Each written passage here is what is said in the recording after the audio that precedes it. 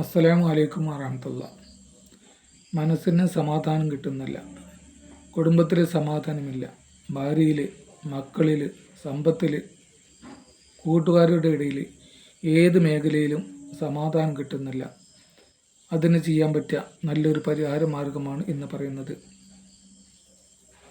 അള്ളാഹുവിൻ്റെ നാമങ്ങളിൽപ്പെട്ട ഒരു നാമമാണത്.